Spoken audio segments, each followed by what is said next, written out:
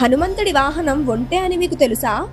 అంత వేగంగా వెళ్లే హనుమంతుడికి మెల్లగా వెళ్లే ఒంటె ఎలా వాహనమైంది? రావణుడి బామ్మర్ది అయిన దుండిబిని వాలి యుద్ధంలో ఓడించి వాలి ఆ మృతదేహాన్ని ఋషిముఖ పర్వతం పైన పడేశాడు.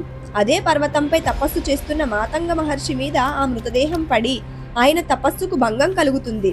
అప్పుడు మాతంగ మహర్షి ఆగ్రహించి వాలిని ఇలా శపిస్తాడు, ఈ ఋషిముఖ పర్వతంపై నువ్వు కాలు పెడితే నీ తల 1000 ముక్కలై మరణిస్తావు అని. వాలి ఆ పర్వతంపై కాలు పెడితే మరణిస్తాడు అని తెలుసుకున్న సుగ్రీవుడు ఆ ఋషిముఖ పర్వతం మీద దాక్కుంటాడు. అప్పుడే హనుమంతుడు సుగ్రీవుణ్ణి కలవడానికి వెళ్తాడు. ఇద్దరూ కలిసి పక్కనే ఉన్న పంపా సరోవరాన్ని చూడాలని అనుకుంటారు. కానీ ఆ తీరమంతా ఇసుకతో నిండిపోయి ఉండడం వలన అతి బరువు గల హనుమంతుడు కాలు పెట్టగానే ఇసుక కిందకు దిగిపోయి ఉంటుంది. అప్పుడు సుగ్రీవుడు ఇసుకలో సులువుగా తిరగడానికి హనుమంతుడికి ఒంటెనిస్తాడు. హనుమంతుడు ఎగిరి ఒంటె పైన కూర్చుంటాడు. అది చూసి వానరులంతా చాలా సంతోషిస్తారు. అప్పుడు హనుమంతుడు ఇలా అంటాడు, ఇప్పటి నుండి నా వాహనం ఈ ఒంటె అని. జై శ్రీరామ్. ఇది మీకు నచ్చినట్లయితే లైక్ చేసి సబ్స్క్రైబ్ చేయండి.